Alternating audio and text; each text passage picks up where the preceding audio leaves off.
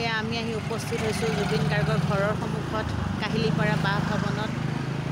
তেওঁৰ ঘৰৰ ফ্লেটৰ গেটৰ বাহিৰতেই জুবিন গাৰ্গৰ এয়া ফটো শ্ৰদ্ধাঞ্জলি জনাই থোৱা অৱস্থাত। এইটো তেওঁ থকা কেম্পাছ, জুবিন গাৰ্গ থকা কেম্পাছ।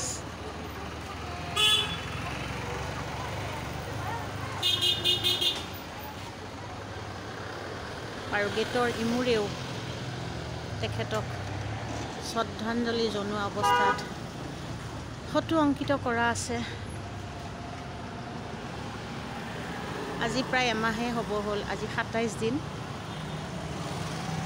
হিয়াৰ আমঠু জুবিন গাৰ্গ, এয়া বুকুখন সুদা হৈ যায়।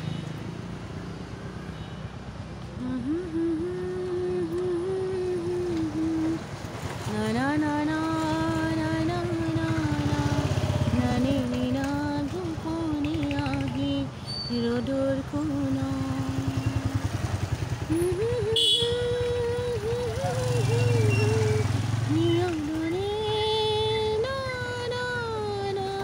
নামি অহা ৰ'দৰে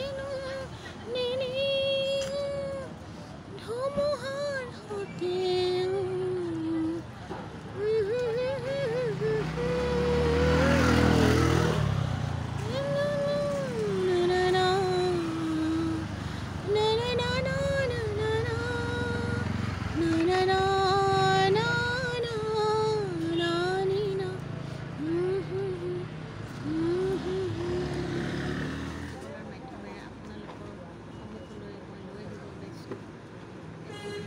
ভিডিঅ'টো এনেকুৱা আমি জুবিন গাৰ্গৰ পত্নী অৰুণা গাৰ্গক লগ কৰিলোঁ। তেওঁৰ এতিয়া মানসিক যিটো অৱস্থা আপোনালোকে সকলোৱে ৰাইজে বুজি পাইছে। আৰু এমাহেই হ'বলৈ হ'ল, আমি তেখেতৰ 19 অক্টোবৰত এমাহ হ'ব। তেতিয়া আমি শ্ৰদ্ধাঞ্জলি অনুষ্ঠান এটা আমি পাতিমেই। তথাপি আজি তেওঁৰ ঘৰলৈ যিহেতু আহিলোঁ, তেওঁক আজিও মই এটা শ্ৰদ্ধাঞ্জলি যাচিলোঁ মোৰ চেনেলৰ পৰা। অৰুণা গাৰ্গক লগ কৰিলোঁ, তেওঁ কেনেকুৱা অৱস্থাত আছে আহকচোন আপোনালোকে নিজে চাওক।